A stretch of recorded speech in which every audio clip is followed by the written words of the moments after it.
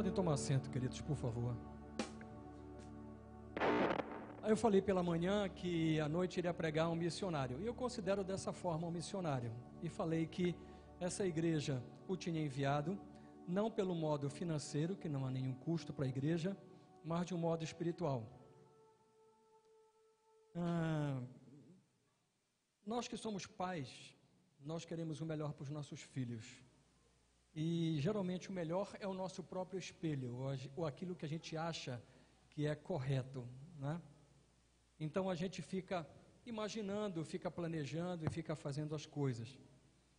E uma das coisas que eu me lembro bem, e foi bem consciente, foi quando Gabriel e Rebeca estavam ainda na barriga da Mônica, e até antes disso nós já oramos e consagramos esses meninos ao Senhor. Eu fico muito feliz, porque a Rebeca, ela já tem ministrado com o esposo dela e já tem uma nítida indicação na área educacional. E a gente se alegra muito disso, né? Muito mesmo. E o Gabriel, ele sempre teve, assim, uma oscilação, exatamente parecida com a que eu tive, né? Durante muito tempo eu fiquei me perguntando e me indagando, porque eu tinha múltiplos gostos, né? E eu queria ser engenheiro elétrico, eu queria ser engenheiro civil, eu queria ser médico, de repente eu queria ser marinheiro, de repente eu queria ser... Era uma confusão e eu não conseguia me entender. Até que num dia eu fiz um curso de uma consultoria no Brasil, que é bem respeitada, e deu exatamente esse perfil. Bom, eu vejo que esse perfil ele se repete um pouco com o Gabriel. E esse perfil ele não é uma frustração, embora para mim isso parecesse, né, ser uma frustração. Porque você não é especialista e as pessoas te cobram para que tu sejas especialista em alguma coisa, para que tu tenhas destaque em alguma coisa efetiva. A verdade é que depois que a gente se descobre, a gente percebe que isso é um dom de Deus, é um presente de Deus, você poder transitar em determinadas áreas e em múltiplas áreas, né? Com o Gabriel eu percebi alguma inquietação nesse sentido, né? Mas nós nunca precipitamos absolutamente nada na vida do Gabriel. Pelo contrário, se houvesse alguma chamada do Gabriel em relação à obra de Deus, não seria pela minha mão, seria o contrário. Então eu nunca privilegiei, pelo contrário, eu desprivilegiei o Gabriel em toda e qualquer atividade na igreja. Mas no fim, Gabriel, quando terminou o curso de Direito dele esse ano, ele falou para mim, porque ele queria parar, eu disse, não, você vai terminar o curso e depois a gente vai conversar. Então ele fez o curso, tirou a OAB dele, fechada. Vamos fazer concurso, alguma coisa, o que é que vais fazer? E aí ele disse, não, agora eu quero fazer o que eu gostaria de fazer. Então ele foi para Curitiba, foi fazer um curso de obreiros, escolheu uma base que era bastante rigorosa, que nós estivemos inclusive com o representante dessa base aqui, que é o pastor Mirinaldo. A gente teve a oportunidade, eu e o pastor Roberto estivemos visitando. É uma base rural, né? É diferente, não é uma base urbana. Depois disso, nós fizemos um curso em Curitiba, juntos, um curso de aconselhamento e libertação, e ele já fez testes, né, e fez algumas entrevistas, e acabou sendo chamado para ser obreiro desta base, que é o Mirante da Mandaré, lá em Curitiba, que é a base do pastor Cote. E também, ao mesmo tempo, já fez o vestibular e já entrou no curso de teologia. Então, a gente percebeu que era a chamada, que era aquilo que estava ardendo no coração dele. Por isso que eu digo, Gabriel é um missionário desta igreja, né? E aí eu desafiei o Gabriel, disse assim, eu quero saber até que ponto essa chamada está latente, né? Então eu falei assim, então tu vai dar a palavra no domingo. Aí ele falou, ok. Não falou absolutamente nada. Ele só falou assim, não, ok, tá bom. Como se fosse a coisa mais natural e mais simples. E a gente sabe que não é. Quando você vem para um púlpito, dada a pressão espiritual, teu estômago, ele dá uma mexida, as tuas pernas tremem, você esquece do nome dos amigos, você esquece dos versículos. Quem sabe o que eu estou falando, entende um pouco, né? Mas assim, é com satisfação, e eu vejo assim que é o início, né, de uma preparação, o Gabriel, e eu gostaria de orar por ele, que ele vai trazer a palavra esta noite para todos nós, né? Então vamos lá, vem para cá, Gabriel, vamos orar. Como diz a Mônica, o bebezão da Mônica, né? Mas eu não falo isso em público assim para ninguém descobrir, né, pessoal? Vamos orar. Senhor, em nome de Jesus, aqui está teu servo, Gabriel. O nome dele foi escolhido porque significa homem de Deus. O coração dele está ardendo na tua direção. E nós te damos louvores e graças, porque apesar daquilo que a gente imagina ou planeja, nada é melhor do que a tua vontade, nada é melhor do que a tua direção. Tu sabes, Senhor, que a gente programou até negócios, empresas, né? Tu sabes o que eu estou falando, Senhor, mas eu nunca fiz nenhum óbice para que a tua vontade não fosse realizada. Eu só dificultei um pouquinho, Senhor, para ele ter certeza que é tu que tens o chamado. Eu te peço em nome de Jesus, que tu confirmes isso no seu coração, que tu uses a boca do Gabriel para falar com todos nós, para trazer a tua palavra com simplicidade e com profundidade, Pai. Usa então o teu servo, e eu louvo a Deus e te agradeço por esse momento que para mim, para a Mônica, para todos nós da família, é um momento histórico, um momento singular, como foi todo esse ano. Esse ano foi realmente muito especial. Te louvo, te agradeço, oro a ti, em nome de Jesus, amém.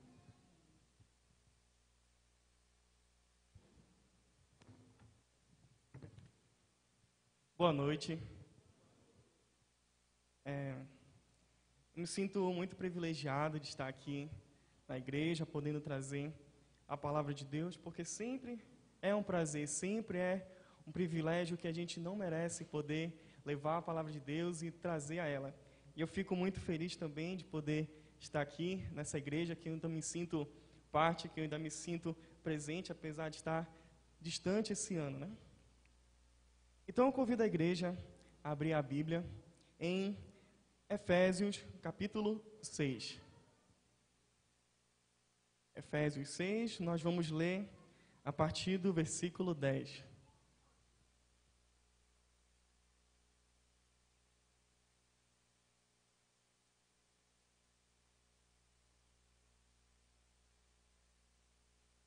Quanto ao mais, sede fortalecidos no Senhor e na força do seu poder, revesti-vos de toda a armadura de Deus, para poderdes ficar firmes contra as ciladas do diabo.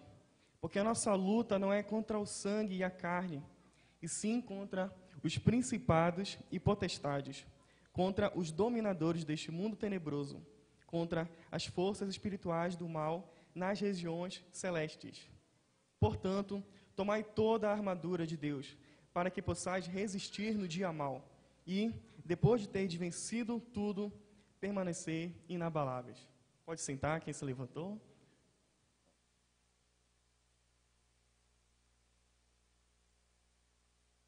Para quem está acompanhando aqui a nossa igreja nos domingos pela manhã, a igreja tem estudado o livro de Efésios. E, coincidentemente, eu vim também trazer uma mensagem nesse livro. Mas vocês podem ficar tranquilos, quem está acompanhando, que o que eu vou trazer aqui é uma lição, é uma forma que não está sendo abordada na lição. Então, não vai ser algo repetitivo e também não vai ser algo enfadonho. E para quem também não está acompanhando a nossa EBD, para quem não está assistindo, pode ficar tranquilo também, que essa palavra ela não vem seguida das que foram anteriormente trabalhadas na escola bíblica. Não necessariamente você teria que ter acompanhado antes. Então, vamos ao texto, vamos à palavra. Bem, o livro de Atos, no capítulo 28, no último capítulo, ele termina com Paulo na prisão. Termina com Paulo passando 2 anos em Roma, numa prisão domiciliar. Essa prisão, ela foi diferente porque ele não estava ali preso no cárcere. Ele não estava ali com a sua liberdade restringida, de uma forma tão plena como numa prisão comum. E ele podia receber as pessoas, ele podia receber amigos. Inclusive, ele teve a oportunidade e ministrou para muitas pessoas ali que passaram e acompanharam ele. Então, Paulo passa 2 anos nessa prisão, recebendo essas pessoas.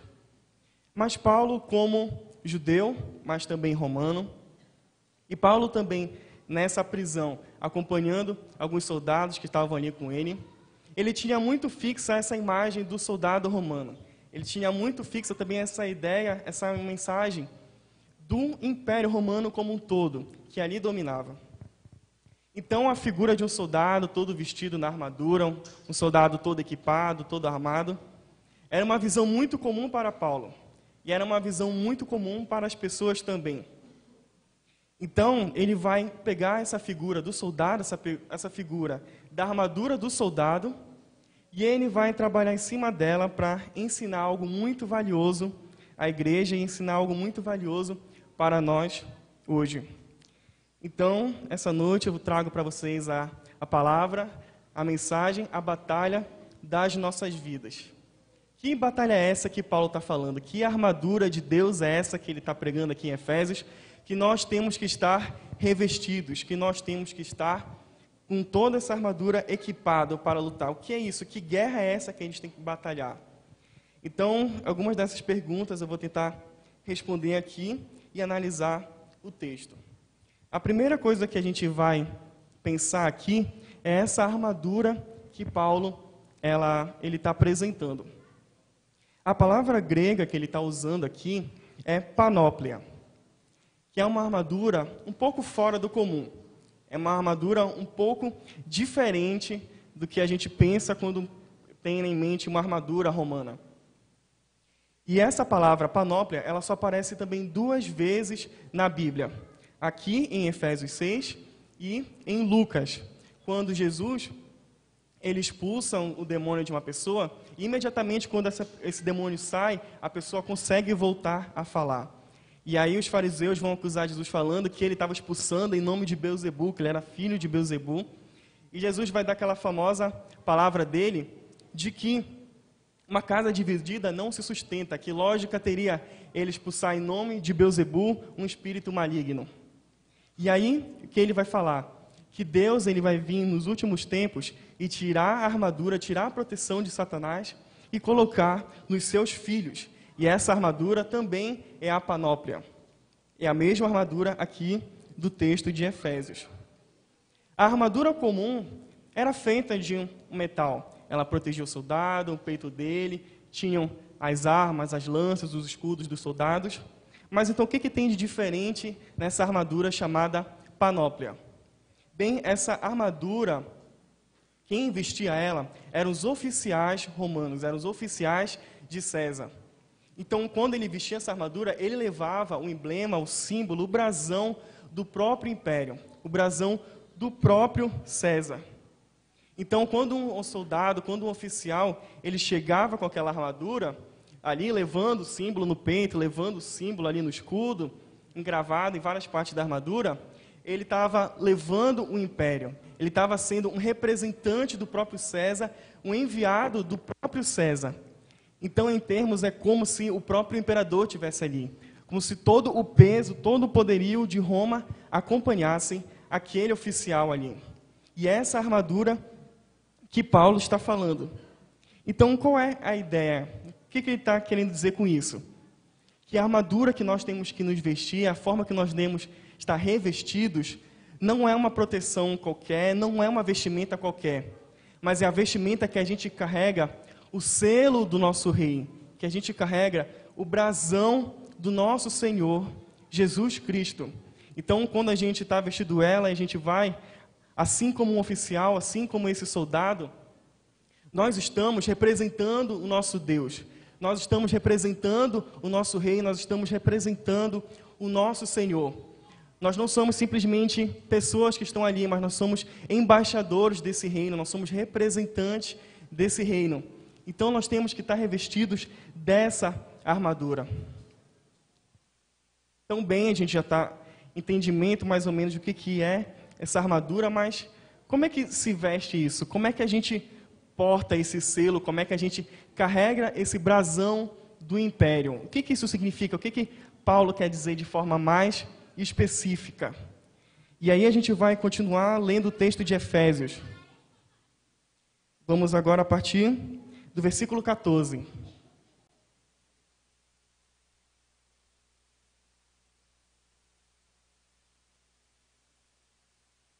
Estais, pois, firmes, cingindo-vos com a verdade, vestindo-vos da couraça da justiça, calçai os pés com a preparação do evangelho da paz, embraçando sempre o escudo da fé, com o qual podereis apagar todos os dardos inflamados do maligno. Tomai também o capacete da salvação, a espada do Espírito, que é a palavra de Deus, com toda oração e súplica, orando em todo o tempo no Espírito, e para isso vigiando com toda a perseverança e súplica por todos os santos. E aí essa figura, eu creio que muitos já viram aqui, até para a gente ser uma Assembleia de Deus, uma igreja de tradição, de teologia pentecostal. A gente já viu muito essa figura desse soldado carregando esse escudo, todo vestido, e a gente remete àquela ideia de luta, de batalha espiritual, da gente enfrentando demônios, da gente expulsando eles em nome de Cristo, da gente curando os enfermos. Então vamos trabalhar um pouquinho, vamos ver exatamente quais são as figuras, o que Paulo está comparando na vestimenta desse soldado, na vestimenta desse oficial que carrega a panóplia de Cristo. Bem, a primeira parte dessa armadura é o cinto da verdade. Qual é a ideia de um cinto? O cinto é uma peça de roupa de auxílio que ajuda a manter as peças unidas, que ajuda a manter a armadura toda no lugar segura, firme. E aí que entra a verdade na vida do cristão, aí que entra a verdade nas nossas vidas. Porque se nós mentimos, se nós faltamos com a verdade, nós usamos máscaras. Nós temos e somos pessoas diferentes em meios diferentes. Somos um numa igreja, somos um no trabalho, somos um na família. E aí é como se a gente fosse fragmentado, é como se a gente fosse separado. E aí o cinto da verdade mantém tudo único, mantém tudo em integridade, mantém tudo na verdade. O segundo utensílio dessa armadura é a couraça da justiça. A couraça ela vinha protegendo a parte mais frágil ali do soldado. Tinha todos os órgãos vitais, o coração, pulmão. E aí a couraça ela vinha para proteger, para guardar e aí proporcionar a segurança para esse soldado. O que Paulo quer dizer então com a justiça? O sentido de justiça aqui é da justificação. É de que nós já fomos comprados por Cristo, nós fomos comprados lá na cruz pelo que Ele fez por nós. Então a gente já pode ter essa segurança, a gente já pode carregar essa proteção conosco, seguros de que Cristo já fez o que tinha que ser feito. Ele já pagou o preço, Ele já morreu por nós. Então nós estamos seguros para a batalha. A outra parte da armadura são as sandálias do Evangelho. Como ele fala aqui, calçai os pés. Qual o sentido, qual a lógica? A sandália, o sapato, ele vai dar uma proteção que vai proporcionar estabilidade para o soldado. Ele vai poder firme, ele vai conseguir se posicionar, ele vai conseguir estar numa posição em que ele não vai resvalar, ele não vai cair, ele não vai ser afastado. E aí ele consegue estar no fundamento sólido, no fundamento firme. E assim é o Evangelho. Quando ele vem ao nosso coração, quando ele é recebido, o Espírito Santo vem transformar nossas vidas. Que a partir do Evangelho, a partir de Cristo e de tudo que Ele fez, nós mudamos. Nós nos tornamos novas criaturas. E a partir disso é que nós podemos cumprir a missão, a partir disso que nós podemos agir. Bem legal a ilustração aí. Obrigado, mídia. Tá.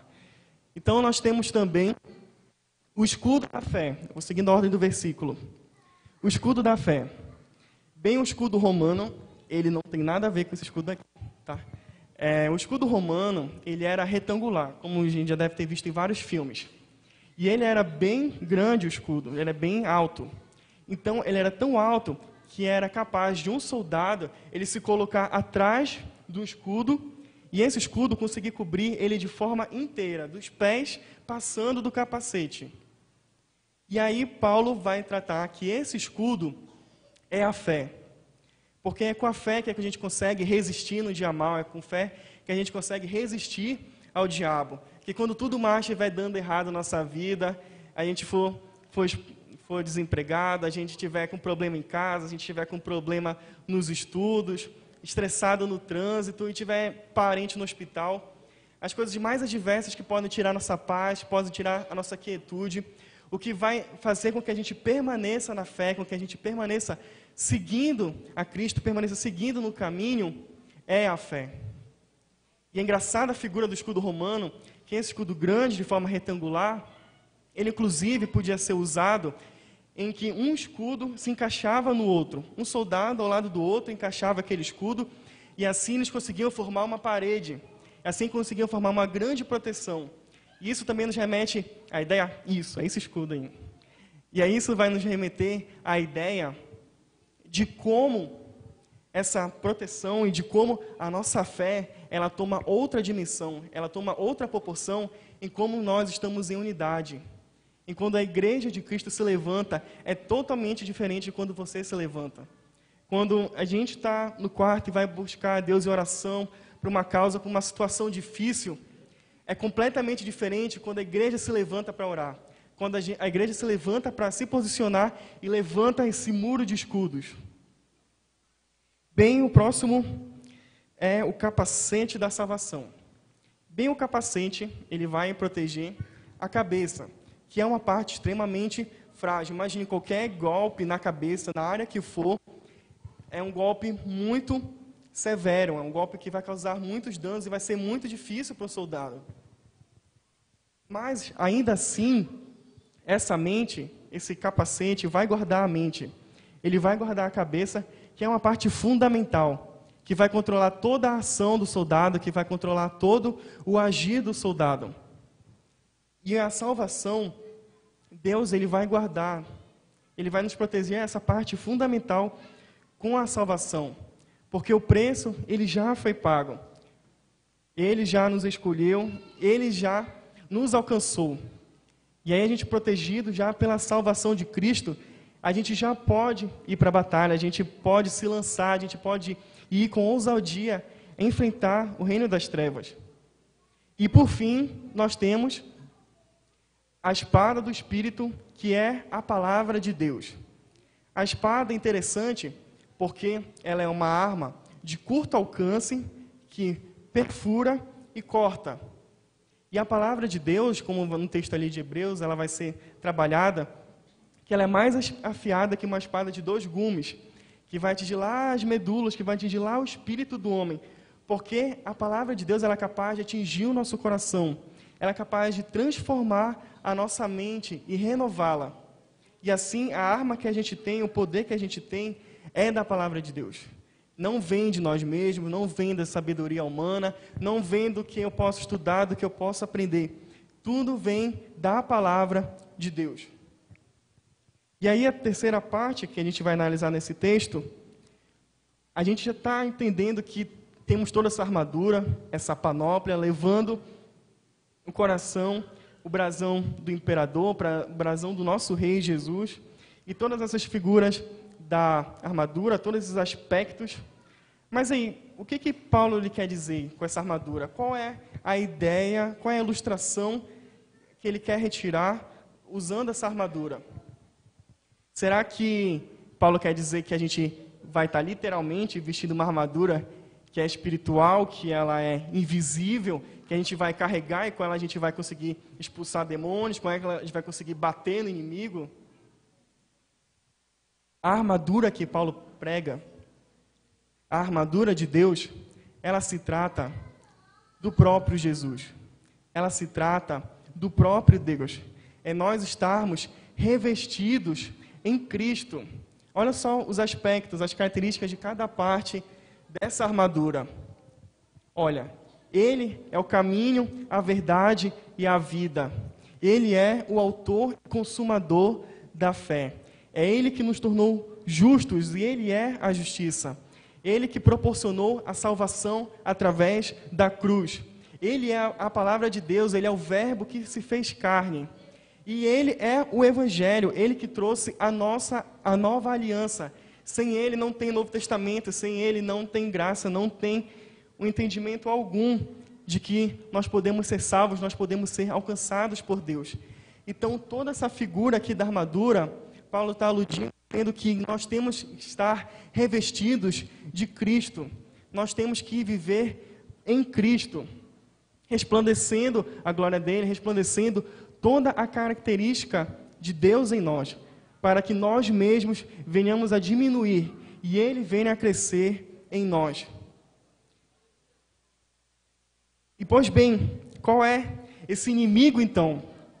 O Cristo que está vivendo em nós, que está vivendo através da sua vida, da minha vida, contra quem que ele tem que lutar? Contra quem que nós vamos confrontar? E aí, vamos voltar para o versículo 12, por favor.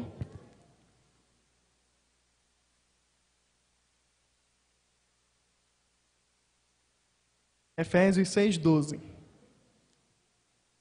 Porque a nossa luta não é contra carne e nem contra sangue, e sim contra principados e potestades, contra os dominadores deste mundo tenebroso, contra as forças espirituais do mal, nas regiões celestes. Então, o nosso inimigo aí, que Paulo vai nomear para a gente, são os principados, as potestades e as forças que dominam este mundo. Mas o que quer dizer essas três palavras? O que elas significam? Qual é o sentido que Paulo dá? Todas essas palavras, elas indicam autoridade. Todas elas indicam domínio, poder sobre algo, poder sobre alguém. E aí a gente talvez possa entrar num certo dilema em pensar que, então Paulo está mandando a gente resistir à autoridade, a gente resistir quem exerce algum tipo de poder ou controle sobre as nossas vidas, sobre a nossa família. Ele não fala isso, porque em Romanos 13, a partir do versículo 1, Paulo vai mostrar que toda autoridade é constituída por Deus e que nós devemos nos submeter a elas. E que se nós resistimos a uma autoridade, nós resistimos à ordenança do próprio Deus.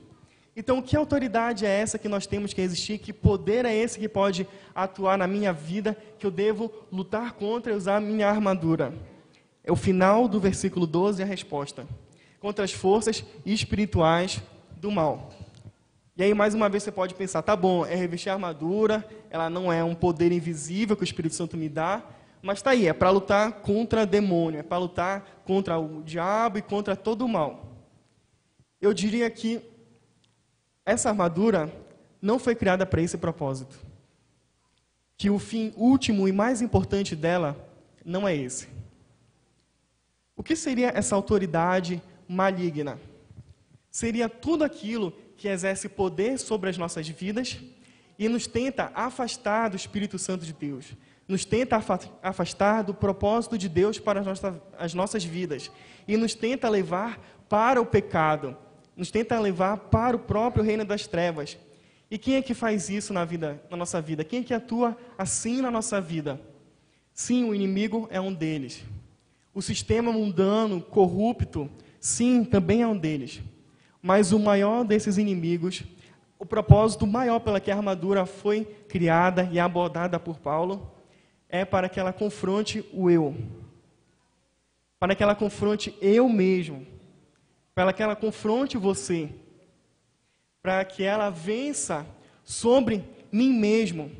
Sobre as minhas necessidades, sobre a minha busca do prazer, sobre a minha busca pela satisfação pessoal, pela minha realização, pela minha busca por comodidade, de ficar quietinho no banco, por ficar escondido no meu pecado na minha casa, por ser uma coisa na igreja e ser um terror para minha casa, um terror para minha família. É contra o nosso eu, contra o nosso ego, que é essa armadura que Cristo vai agir, que Cristo tem que agir. É contra o eu mesmo que ela vai atuar. Sabe, o Evangelho de Cristo não é sobre ser feliz. Não é sobre a gente ter paz e a gente estar tranquilo, vivendo no mundo, felizes com a nossa família, felizes cumprindo uma obrigação social de ter uma igreja, de ter uma religião. Mas o fim do Evangelho é glorificar a Deus. O fim último do Evangelho é que a gente submeta a nossa vida para a glória de Deus. Porque tudo é dele, por ele e para ele, para a sua glória. E a Bíblia faz distinção também, se nós formos pensar, e eu colocar também de uma certa forma que a gente possa entender, sobre um embate que tem, não entre Deus e o diabo, mas o embate que há entre o império das trevas e o reino de Deus, como hoje de manhã estava sendo abordado também. Bem, as características do império é que ele vai sair do seu território, ele vai sair dali do seu poderio e vai começar a buscar tomar territórios que não são legítimos dele. Ele vai buscar tomar povos, nações e outros países que não lhes são de direito, desrespeitando o governo, desrespeitando autoridades que foram já instituídas. E assim ele vai tomando pela força, ele vai tomando pelo poder, pelo uso da espada, pela guerra. E assim foram todos esses impérios, inclusive o romano que Paulo estava vivendo. Mas o reino de Deus não. O reino de Deus é um reino legítimo. É um reino que se estabelece porque Deus tem toda a autoridade e poder. Porque Ele é o Criador não só da terra, não só do universo, mas de toda a existência Ele é Criador. E nós coexistimos com Ele. E toda a criação, tudo que foi feito, coexiste e só existe pela Sua vontade.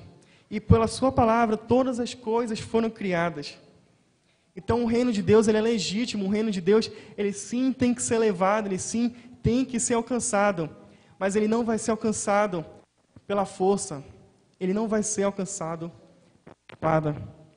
A nossa guerra não é contra a carne, contra a sangue, mas é contra esses principados, essas autoridades que tentam nos afastar de Deus. É essa a guerra. Então você pode pensar que está todo vestido dessa armadura de Deus, com a espada na mão, que está com esse escudo enorme protegendo, e aí que você vai enfrentar os demônios, que você vai enfrentar um cara que você não gosta lá no trabalho, que te persegue, ou alguém que você odeia, ou aquele político que você não suporta. E não é para isso. Não é contra pessoas. É contra o nosso próprio desejo de satisfazer a carne. É contra a nossa própria vontade de pecar e nos entregarmos ao mal, de nos entregarmos à nossa busca pelo prazer. Eu queria finalizar lendo o versículo em Efésios. Efésios, capítulo 2, versículo 19.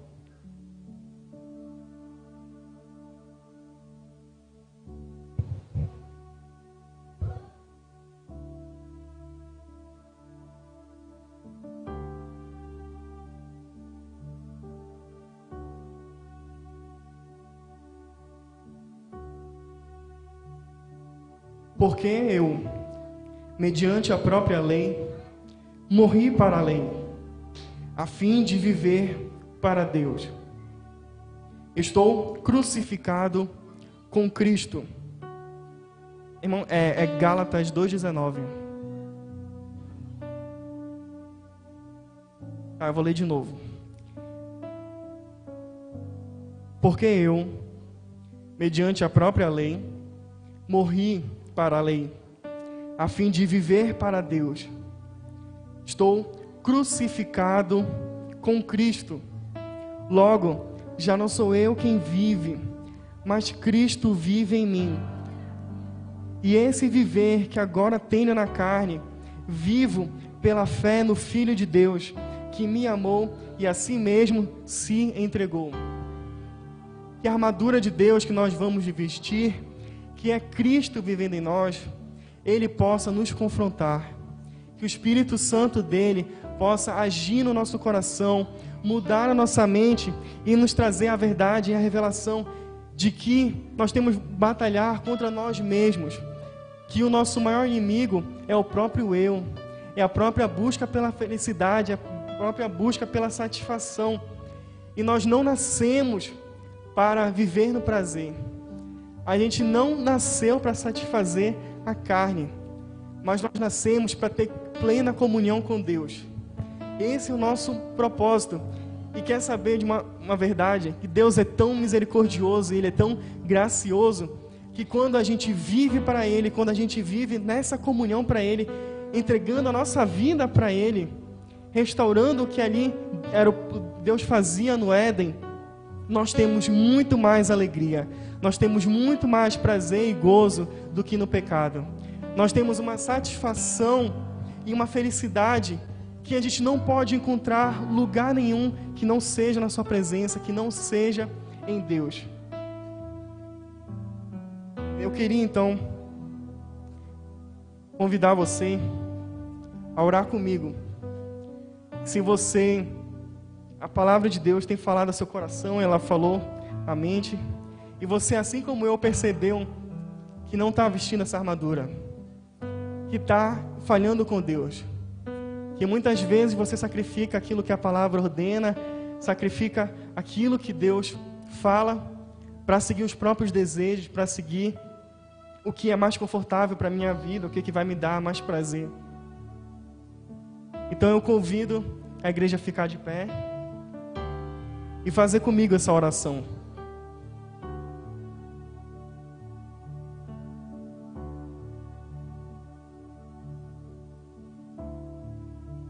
Senhor Deus e Pai, nós pedimos perdão, Senhor, porque nós temos vivido longe do Teu propósito, nós temos vivido longe daquilo que o Senhor tem para nós, que é a melhor coisa possível, que é a melhor coisa que nós poderíamos viver. Pai, nos perdoa, porque a gente quer a nossa vida só se encher de beber, de dormir, de buscar prazeres, e não quer saber de Ti, Senhor. Porque a verdade é que muitas vezes a gente vem na igreja, a gente se sente cristão, se diz cristão, louva aqui, mas quando chega no nosso quarto, a gente não consegue Te adorar. Quando a gente chega no nosso quarto, a gente não consegue falar contigo como um pai. Senhor, perdoa, porque a gente tem vivido muitas vezes de religiosidade, de aparências. Nós temos vivido, Pai, para satisfazer o próprio eu e o próprio ego. E a verdade é que isso nos mata por dentro, que isso acaba conosco por dentro, porque nós não fomos criados para o pecado e não fomos criados para a infelicidade.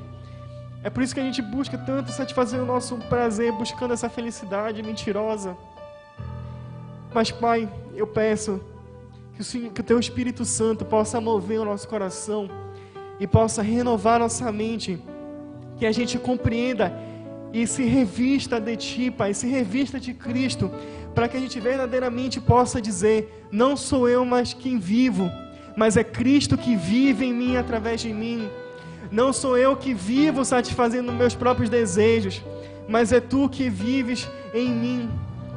Espírito Santo, eu peço que a gente saia daqui, que não seja só mais uma mensagem que a gente gostou, que a gente levantou a mão, até quem não gostou, mas que a gente possa sair daqui, Pai, compreendendo no fim de tudo, é de que nós temos que nos entregar completamente a Ti e sujeitar tudo, Pai. Sujeitar nossa família, o nosso casamento, o nosso emprego, o nosso cargo, e a coisa mais difícil de todas, o nosso eu, submetermos a Ti, Pai. E nós pedimos que o Senhor continue agindo, Pai, em misericórdia e graça nas nossas vidas. Em nome de Jesus, amém.